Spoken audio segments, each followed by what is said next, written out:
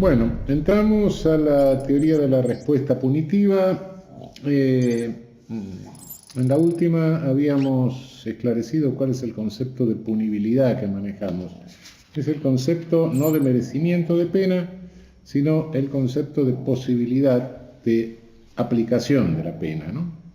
De imposición de la pena.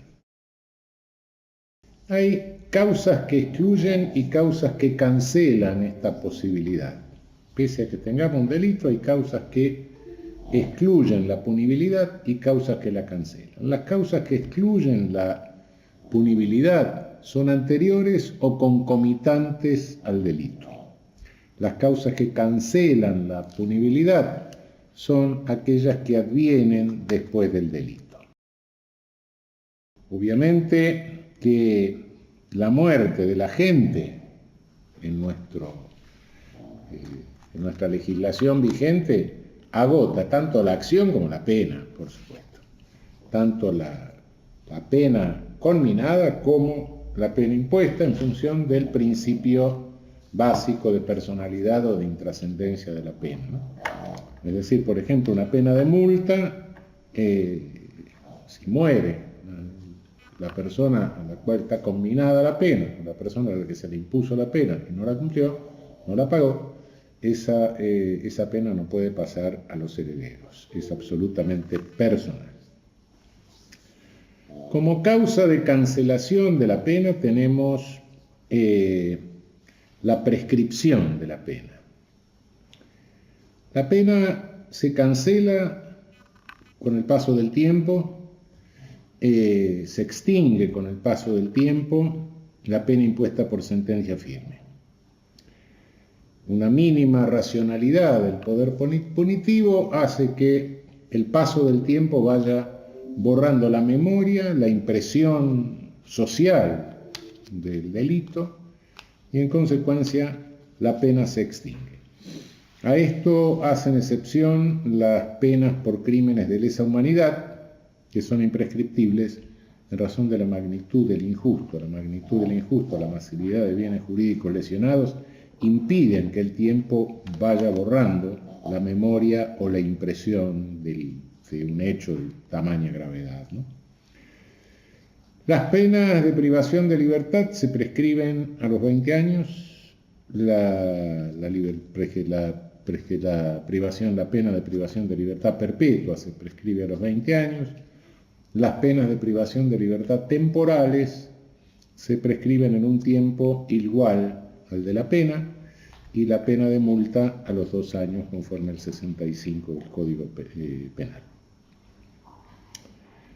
El plazo de prescripción de la pena se cuenta desde la noche, desde la medianoche del día en que se notificó la sentencia, o si no ha podido notificarse, de que se notificó al penado o se notificó a su abogado, o si no ha podido notificarse desde la medianoche del día que se pronunció la sentencia directamente. Lo cierto, también la pena se prescribe si se interrumpe su cumplimiento, en cuyo caso el plazo de prescripción es igual al tiempo que le reste de cumplimiento de pena y se empieza a contar desde la medianoche del día en que se interrumpe el cumplimiento de la pena. Las medidas de seguridad, después vamos a hablar de esto, pero bueno, las medidas de seguridad que están establecidas en el inciso primero del artículo 34 del Código Penal no tienen plazo de prescripción. A mi juicio entiendo que debe entenderse como el plazo de prescripción como el mínimo de la escala penal que hubiese correspondido al delito en caso de que el autor hubiese sido imputable. La interrupción de la prescripción de la pena se produce con cualquier cumplimiento parcial de la pena. Cuidado, una cosa es la interrupción de una prescripción, sea tanto de la pena como de la acción, otra cosa es la suspensión. Una interrupción significa que se corta el tiempo, no corre el tiempo que ha transcurrido y se empieza a contar de nuevo todo. Una suspensión es cuando se suspende, no corre el tiempo, no corre el tiempo de prescripción. La prescripción es una causa personal de cancelación de la penalidad.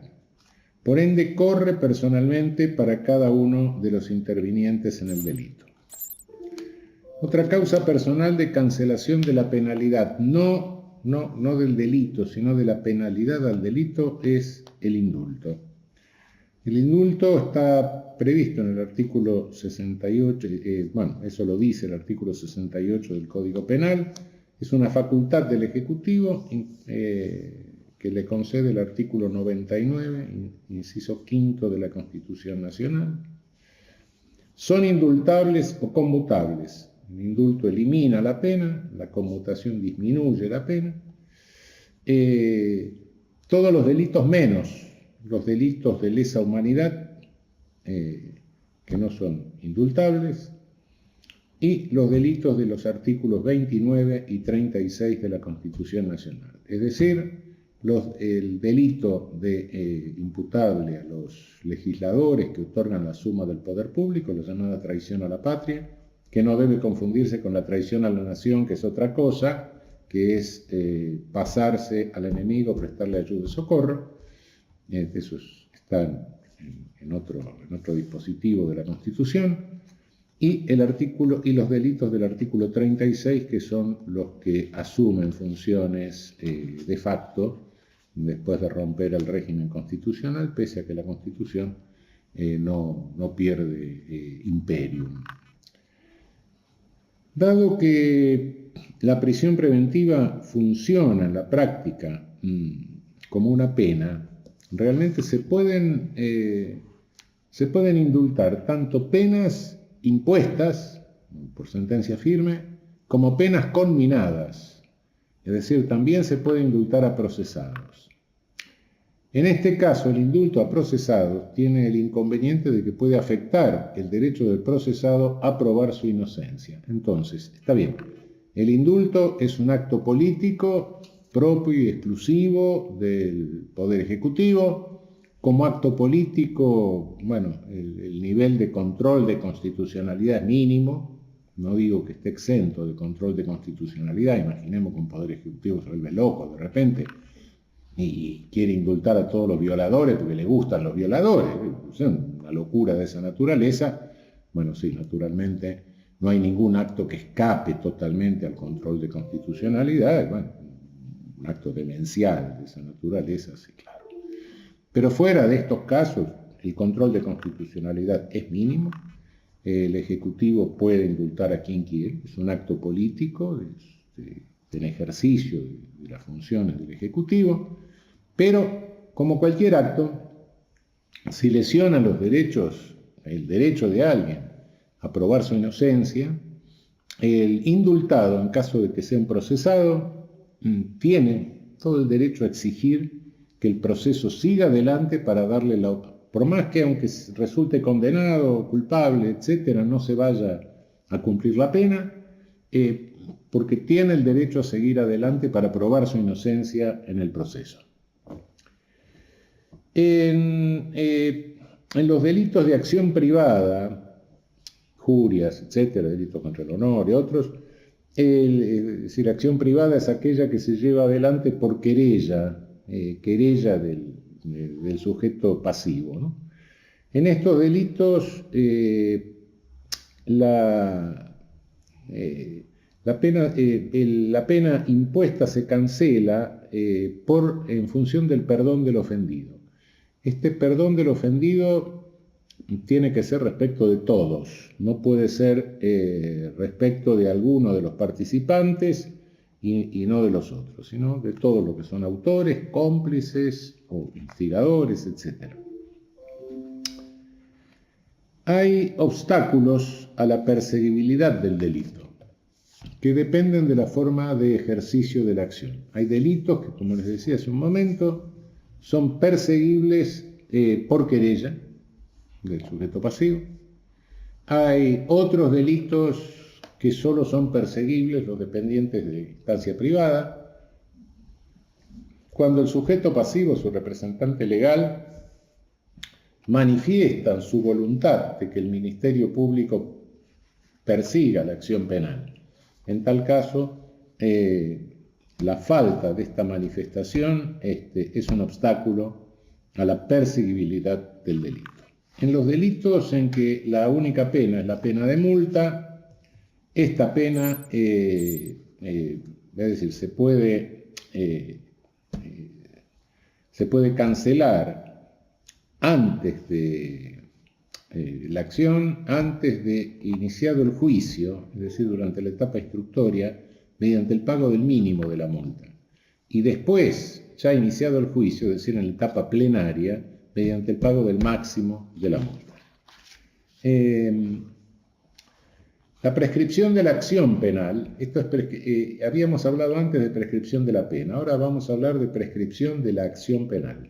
Estas son disposiciones de carácter procesal realmente, pero que están en el Código Penal, como dijimos cuando nos ocupamos de los vínculos entre el derecho penal y el derecho procesal penal.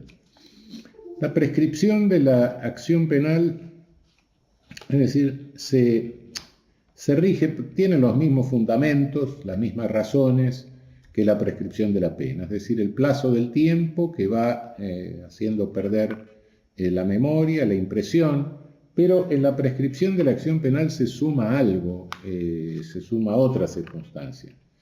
Se van perdiendo pruebas, se van muriendo testigos, la gente se olvida, el testigo es impreciso, se olvidó, no se sabe dónde está la documentación, se mueren los testigos, etc. Es decir, la prescripción de la acción, aparte de que se trata del paso del tiempo, se trata de que también se debilita la memoria, la impresión, hay razones de carácter procesal, razones que hacen a las garantías de la persona en el proceso penal, ¿no? Las disposiciones de prescripción de la acción penal tampoco son aplicables a los delitos de lesa humanidad. El fundamento por el cual no son aplicables al delito no son prescriptibles las acciones por delitos de lesa humanidad es el mismo que para la imprescriptibilidad de las penas por estos delitos. El curso de prescripción de la acción penal se inicia desde la medianoche del día en que se cometió el delito o de la medianoche del día en que se cometió la última etapa del delito si fuese un delito continuado. En caso de concurso ideal, el concurso ideal donde concurren varios tipos en una misma conducta, se prescribe la acción penal teniendo en cuenta la pena mayor, la pena más grave. En casos de concurso real no se suman las penas, no, cuidado, se prescriben paralelamente. Es decir, un sujeto cometió hoy un hurto, mañana comete un robo. Desde la medianoche del robo se empieza a contar la prescripción de la acción por el robo, desde la medianoche del hurto se empieza a contar la prescripción de la acción por el hurto, se va a prescribir antes la acción por el hurto que la acción por el robo. Entonces, si después de la prescripción de la acción por el hurto se ejerce la acción por el robo, ya la prescripción por el hurto, la acción por el hurto estará extinguida, ¿no? La prescripción de las acciones se suspenden, es decir, no corre el tiempo por cuestiones que sean previas o prejudiciales. Hay una disposición que es de dudosa constitucionalidad, por lo menos interpretada a la letra de la ley, ¿no? La prescripción se suspende mientras alguno de los intervinientes en delitos contra la administración, mientras alguno de los intervinientes continúe ejerciendo una función pública. Esto hay que tomarlo con pinzas y hay que ver cuál es la ratio legis para entenderlo racionalmente, porque si no, no tiene sentido. La ratio legis es que mientras que un delito que se comete en ejercicio de la función pública, mientras alguno continúa en ejercicio de la función pública, puede interferir o impedir el ejercicio de la acción, ocultar el delito, encubrir el delito. Esta es la ratio legis. Ahora, cuidado, no significa esto que si alguien comete un delito en ejercicio de la función pública, después dejan todo de ejercer la función pública y uno de ellos queda como empleado de cuarta categoría de la Dirección Municipal de Limpieza, eso impida la prescripción, eso determine la suspensión de la prescripción para todos. Tiene que estar desempeñando una función que verdaderamente sí corre el riesgo de encubrir el delito o de impedir el esclarecimiento del delito. La prescripción de la acción se interrumpe, es decir, empezaría a correr el plazo por entero con la comisión de un nuevo delito. Cuidado, comisión de un nuevo delito no significa imputación de un nuevo delito ni procesamiento de un nuevo delito, sino condena por sentencia firme por un nuevo delito, sin lugar a dudas. A partir de ahí el plazo comienza a correr por entero. Hay un serio problema que es la interrupción de la prescripción de la acción penal por actos procesales. Nuestro Código Penal en su versión original no admitía la prescripción por actos procesales. A partir de una reforma de 1949, con una fórmula que no viene al caso, pero que nadie entendió nunca, la secuela del juicio, etc., se empezó a entender que cualquier cosa interrumpía la prescripción de la acción, cualquier acto procesal, cualquier impulso procesal, etc., cuando secuela del juicio y solo secuela de la sentencia. Para resolver esto, resulta que ahora nuestra legislación vigente, como siempre, nuestros legisladores tienen cada iniciativa que verdaderamente son desesperantes. Hay 4 actos procesales que interrumpen la prescripción de la acción penal conforme al artículo 67, inciso segundo, segunda parte. Es de dudosa constitucionalidad que el llamado indagatoria interrumpa la prescripción, porque el llamado indagatoria es la oportunidad de un acto de defensa. El llamado indagatoria es darle la oportunidad de defenderse. Bueno, pues eso interrumpe la prescripción. Es decir, si son 4 actos procesales, estos pueden, el máximo de prescripción de la acción penal es de 12 años, por más que los delitos tengan pena superior a 12 años.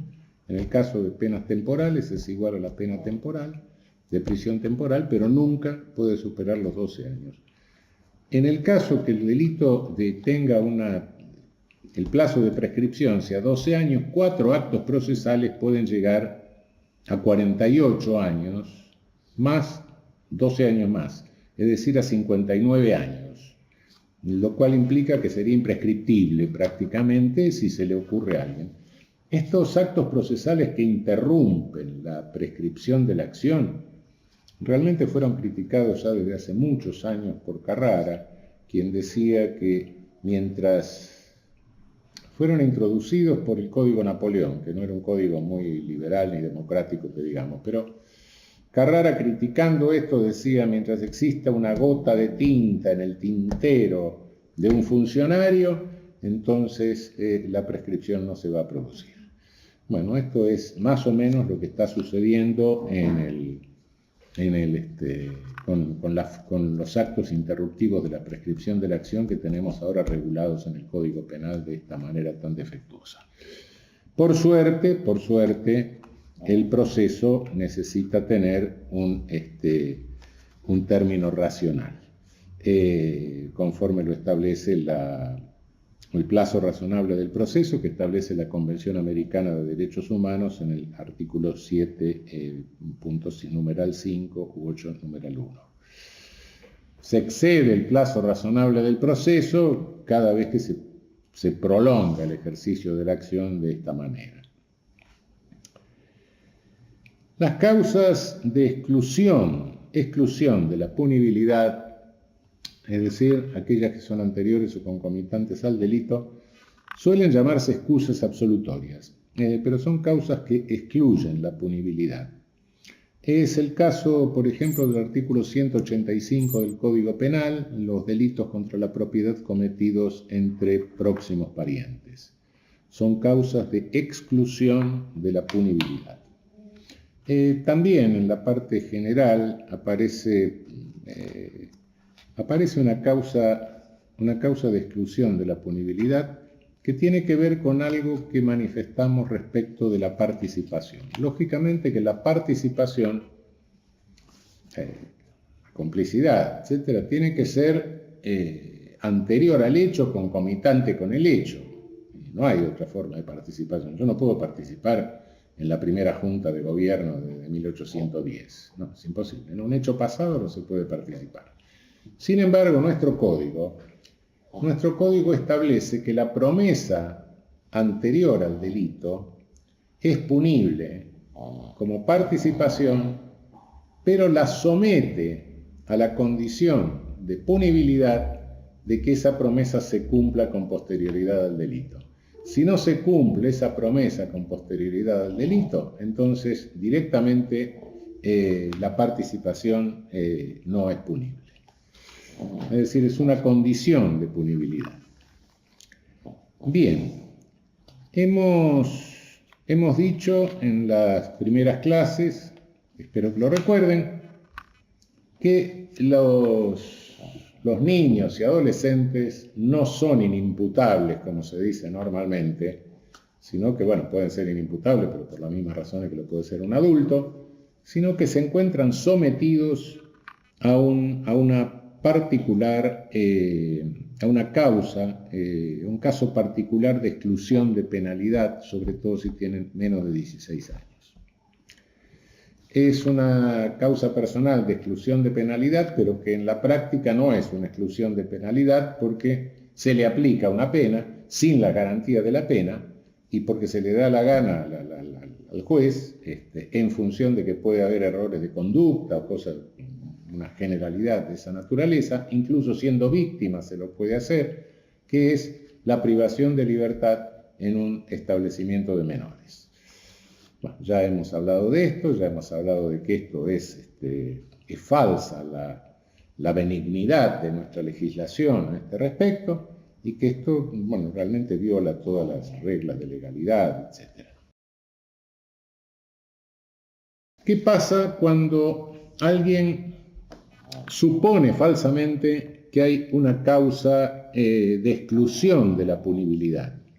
Es decir, el error ya no recae sobre la antijuridicidad, ya no recae sobre la relevancia típica de la antijuridicidad, sino que el error recae sobre la punibilidad. Yo creo que mi acto es delito, pero no es punible. ¿Por qué? Porque creo que le estoy hurtando a mi padre. Pero resulta que mi padre no es mi padre. Yo siempre creí que era mi padre, pero la verdad es que cuando vamos a ver los papeles, el trato fue de padre, etcétera, lo cual me genera un error invencible, pero yo creía que era mi padre y no era mi padre.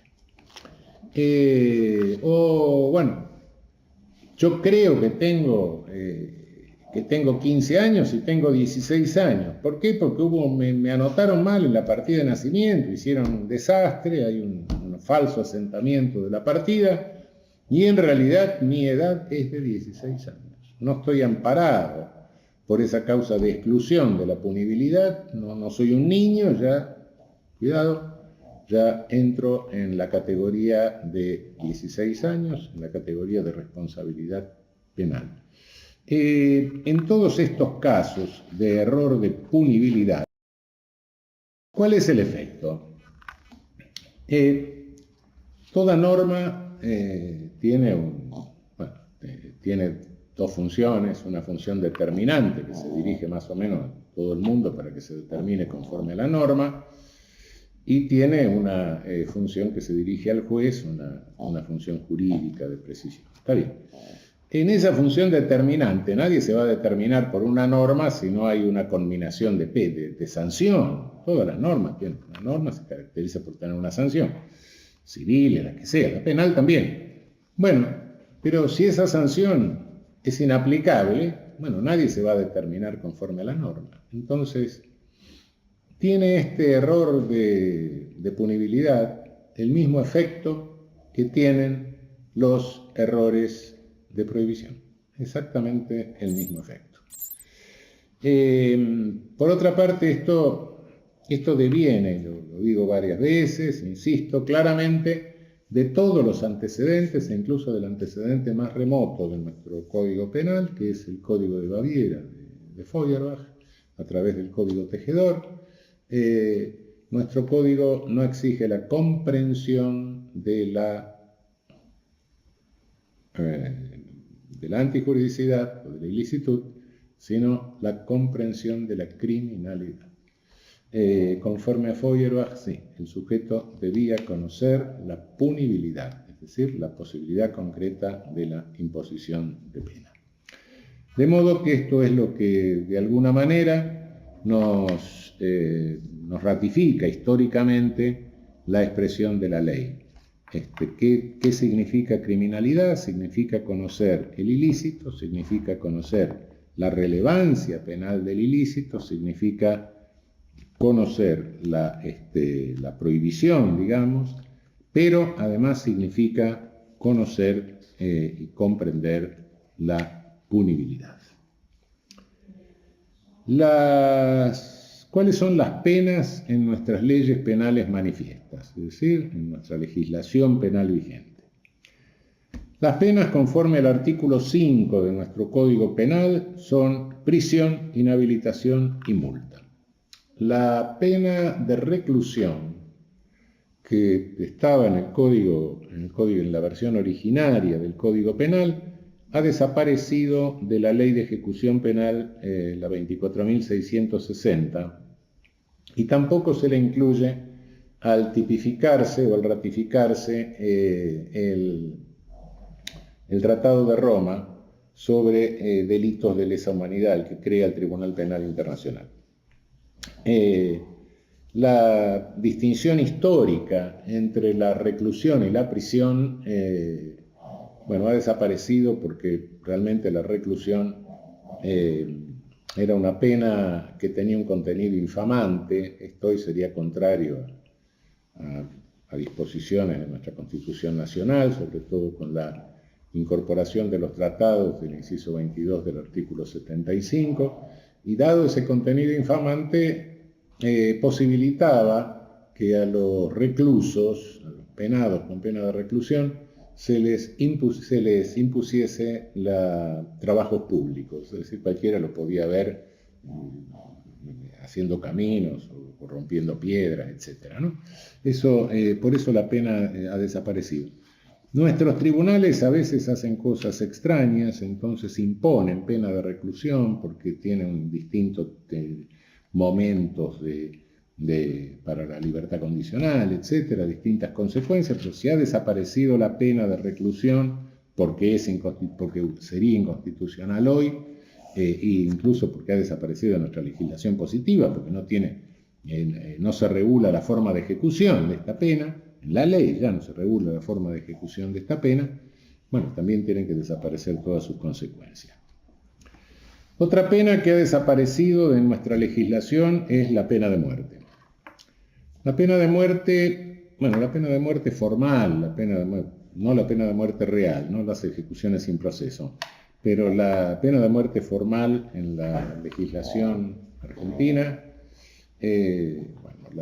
por delitos del orden común, desapareció desde hace más de un siglo.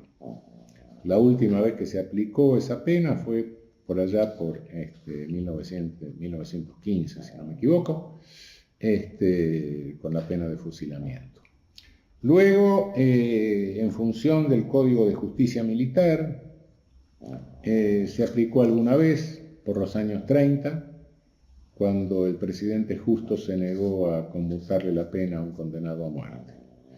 Y luego, bueno, en el año 1956 se fusiló por delito político, cosa que está textualmente prohibida en nuestra Constitución Nacional, por delito de rebelión. Se fusiló, la dictadura de 1955 fusiló, pero ni siquiera en función del Código de Justicia Militar, sino invocando poderes revolucionarios. Quedó como resabio en nuestra legislación. Bueno, en algún momento la última dictadura militar la repuso, después la repuso la penúltima dictadura, después la derogó la propia penúltima dictadura, la repuso la última dictadura militar, y finalmente se deroga cuando se vuelve al régimen constitucional, pero nunca se dictó una sentencia de muerte y tampoco se ejecutó una sentencia de muerte formal. Esto no impidió que se mataran 30.000 personas, pero eso es otro problema, no por sentencia de muerte. En nuestra legislación positiva, sin embargo, quedó un resabio de pena de muerte en el Código de Justicia Militar. El Código de Justicia Militar fue derogado por la Ley 26.394, como les dije, en el año 2008, de modo que desapareció la pena de muerte de nuestra legislación positiva. Pasamos a ser un país abolicionista en materia de pena de muerte, y no sería posible restablecerla si no es denunciando la Convención Americana de Derechos Humanos. No podríamos hacerlo de otra manera, porque la Convención Americana establece el principio no prohíbe la pena de muerte, pero establece el principio de abolición progresiva de la pena de muerte. La pena de muerte, en la medida en que se vaya aboliendo, o reduciendo su aplicación, no puede volver a ampliarse, y si se la abolió no se puede restablecer.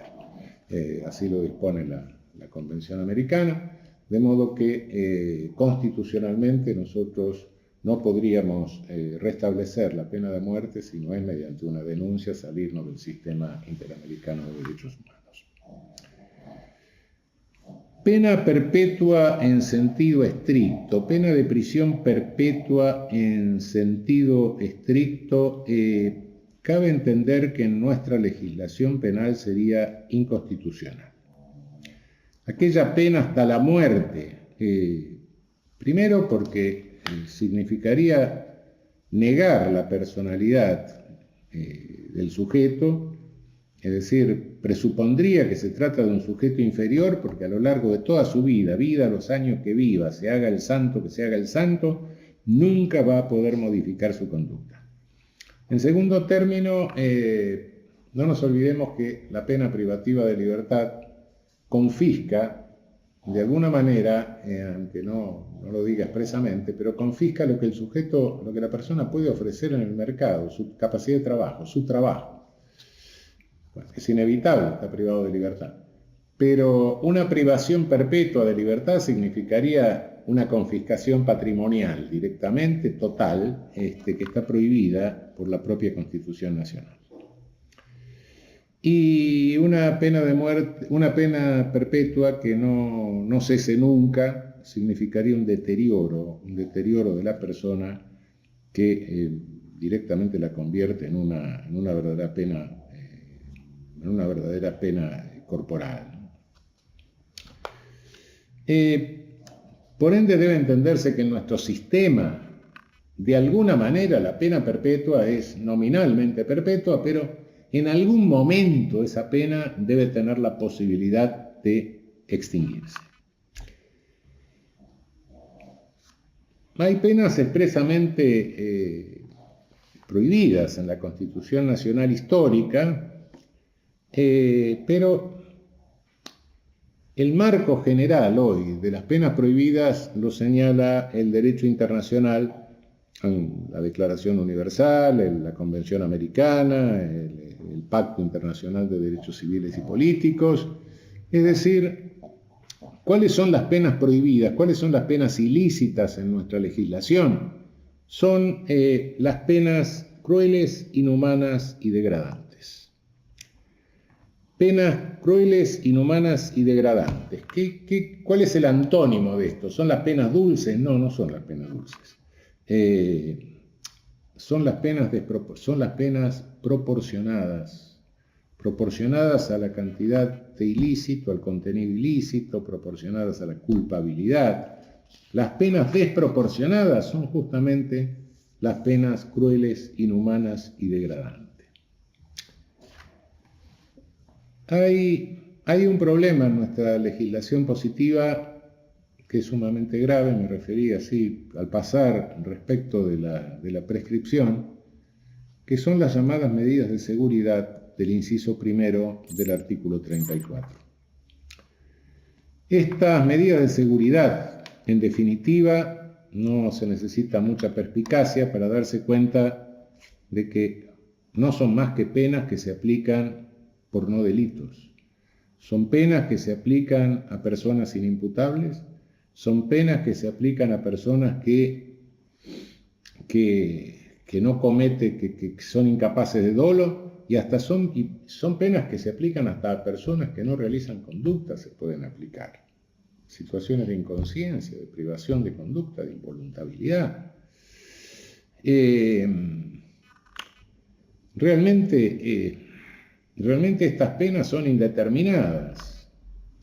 Esta previsión del inciso primero del artículo 34 responde a una ideología vigente hace 100 años, pero hoy han perdido sentido. Primero porque se entendía que se tenía que meter un sujeto que tenía un padecimiento psiquiátrico en un instituto donde le arreglaban la cabeza y después salía. Y segundo, que el paciente psiquiátrico es peligroso para los otros, para sí mismo. Bueno, todo esto es bastante complicado realmente. En rigor, hoy la circunstancia de que un enfermo mental, un paciente mental, un incapaz mental, pase por un juzgado, por un tribunal, es un accidente, es realmente un accidente.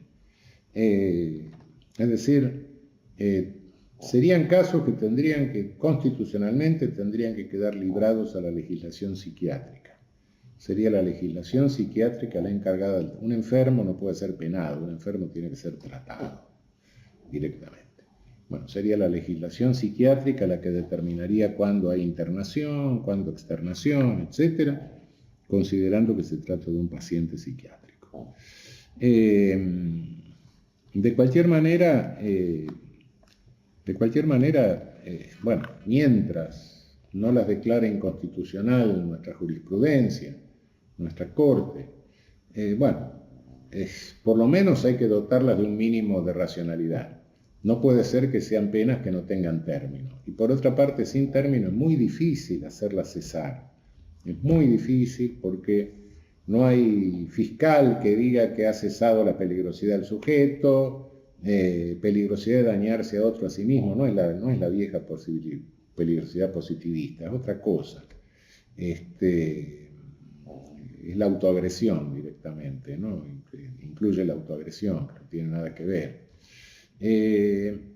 No hay juez que vaya a decir esto. Bueno, entonces, de alguna manera hay que ponerle un término, y creo que el término razonable sería el mínimo de la escala penal que corresponde al delito en caso de haber sido cometido por una persona capaz, sea de voluntad, sea de dolo, sea de culpabilidad. Es posible que pasado ese término mínimo el paciente continúe enfermo. En tal caso el juez penal lo pasaría directamente a la legislación psiquiátrica, al juez civil que se ocupe, al juez encargado de los incapaces, y él se ocupará de ver cómo se le aplica la legislación psiquiátrica. Pero realmente meter a un sujeto en un manicomio hoy por tiempo absolutamente indeterminado, casos hay de que se olvidaron pacientes psiquiátricos en los manicomios por orden de jueces penales. ni siquiera de jueces penales de sentencia, sino de jueces penales instructores que dieron la orden de internación. Hoy, por otra parte, tampoco sabemos si el paciente está internado durante un periodo agudo de la enfermedad, pero no, el manicomio no cumple, no debe cumplir la función de un asilo. En consecuencia, bueno, también el tratamiento puede ser ambulatorio, puede estar sometido al control de las autoridades de un establecimiento psiquiátrico, etc. Todo esto, y por otra parte, sí, si bien se aplican selectivamente, son penas que se aplican a personas que no han cometido delitos y por ende tendrían que estar mínimamente, es decir, que tienen que estar reservadas a delitos graves contra la vida, contra la integridad física, contra delitos sexuales, y punto. No estar repartiendo estas penas para personas que no han cometido delitos para cualquiera. La pena de prisión es la más grave que se puede imponer a una persona debido a que, como vimos al principio, hay un inevitable grado de deterioro y de regresión que condiciona la institución total y que no se puede evitar. Lamentablemente, las condiciones carcelarias de las cárceles de América Latina aumentan de 10 a 15 veces los riesgos de muerte y de afectación de la salud, con lo cual la pena privativa de libertad tiende a convertirse en nuestra región por efecto de la superpoblación carcelaria, por efecto de que falta de personal, las cárceles las manejan los presos, hay bandas de presos encargadas del manejo de la cárcel que condicionan, humillan o subordinan al resto de la población penal. En fin, todo esto acelera o agrava las condiciones de deterioro de la cárcel. Además, tengamos en cuenta que en América Latina más de la mitad de la población, más de la mitad de los presos que tenemos en nuestras cárceles no están condenados, son presos en prisión preventiva. Es decir, aquí realmente vamos a entrar a un tema que yo no sé cómo resolver, y creo que nadie lo sabe cómo resolver. Un tema que realmente es un despropósito que tenemos en la legislación vigente, que es saber cuál es el máximo de la pena de prisión en nuestra ley vigente. No lo sabe nadie porque han hecho un enriedo total. Nuestro Código Penal, el Código de Moreno de 1921 en su versión original y más perfeccionado a través de la reforma de 1984, tenía un sistema bastante racional. Hoy no sabemos lo que pasa. No sabemos en función de reformas sin consultas, reformas que se han hecho porque se le ocurrió a tal o cual político, reformas que se hicieron porque no sé qué pasó con los medios de comunicación, porque apareció una víctima héroe histérica diciendo cualquier cosa y se asustaron todos los legisladores, en fin, campañas de ley y orden, nunca hemos tenido un desbarajuste peor que el que tenemos respecto del máximo de la pena privativa de libertad.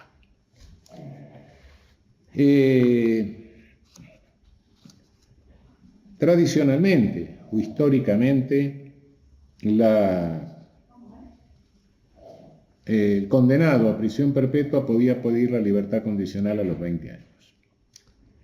Y si no la podía pedir porque estaba declarado reincidente, de cualquier manera operaban las condiciones de multireincidencia, la pena de relegación que se imponía por multireincidencia tenía un sistema de libertad condicional distinto previsto en el artículo 53, que sigue vigente el artículo 53, por supuesto. La pena de relegación fue declarada inconstitucional por la Corte Suprema nuestra, con toda razón, pero bueno, nunca puede negarse que en la ley sigue vigente una posible excarcelación para multireincidentes, de modo que también tiene que estar para reincidentes. Bueno, si no le aplica la de reincidente, aplíquele la del artículo 53, pero alguna le tiene que aplicar para que la pena no sea perpetua.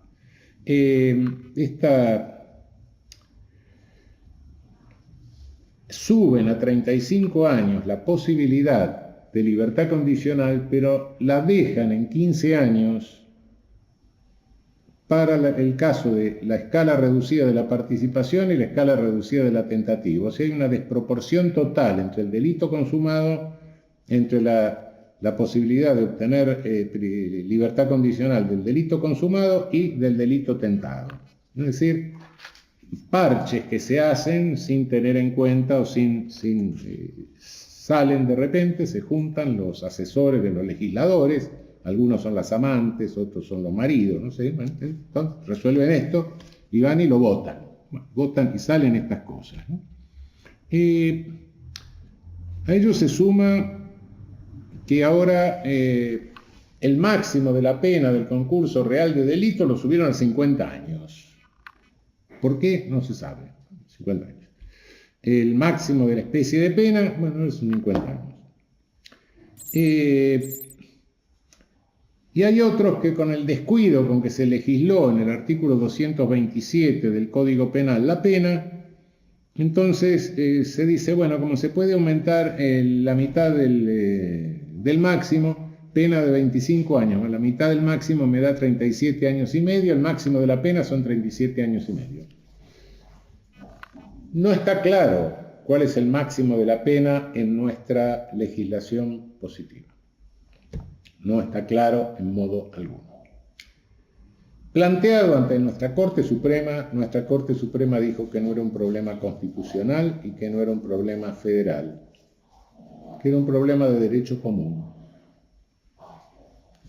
Es decir, para nuestra Corte Suprema resulta que el máximo de la pena no interesa. Pero si no sé el máximo de la pena, ¿cómo voy a fijar la pena en concreto? Si entre un mínimo y un máximo, si no sé el máximo. Es una cuestión de derecho común, no interesa al derecho constitucional. Es decir, la legalidad de las penas no interesa al derecho constitucional. Bueno, eso es lo que ha dicho nuestra jurisprudencia constitucional hasta hoy.